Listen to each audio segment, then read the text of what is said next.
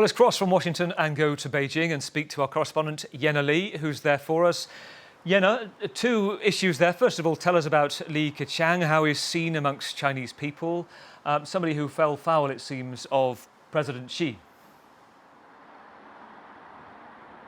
Well, Li Keqiang was someone who studied law and economics at the very prestigious Peking University. He joined the Communist Party's Youth League and rose up through the ranks, later becoming governor and party secretary of two major provinces and a vice premier. With his Youth League background, he was once considered to be a potential successor to Hu Jintao for the top position as leader of the party and president of the country a little more than a decade ago. But it was Xi Jinping who would take over the reins, and Li Keqiang was named a premier instead.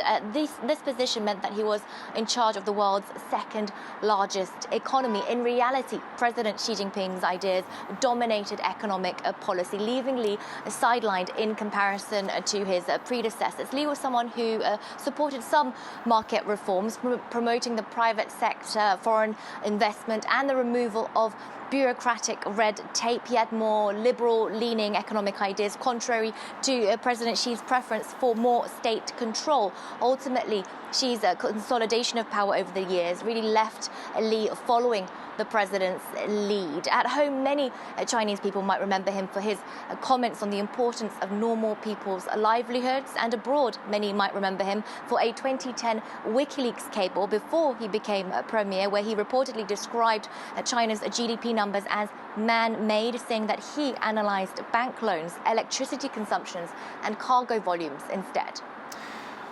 Let's also talk about the situation with China's top diplomat in Washington, meeting with some really senior US diplomats, not the setting up potentially a president versus president meeting coming up. Are there reasons to be cheerful with a potential rapprochement? Well, the two sides have a lot to discuss, and their relationship appears to have improved greatly in previous months. They're going to be talking about the war in the Middle East. The US really does hope that China can help ease tensions and avoid a larger conflict in the region, not least because Beijing has friendly ties with Tehran, a regime that supports Hamas and Hezbollah. Moreover, President Xi Jinping has shown more and more interest in the Middle East, as well as the Israeli-Palestinian conflict. President Mahmoud Abbas was here in Beijing last June for talks. Prime Minister Benjamin Netanyahu was supposed to come to around about now, actually, for a visit that has most likely been postponed until further notice since the October 7th attacks. Then there's the war in Ukraine that's still high on the agenda for the Americans, as well as issues that affect the two countries directly, such as territorial disputes in the South China Sea and the two countries' fierce technological and economic rivalry. The two countries disagree on most topics, but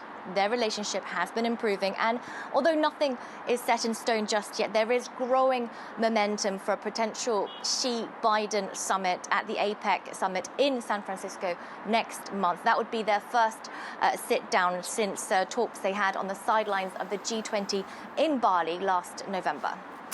Yena, thank you. Yena Lee, our correspondent in Beijing.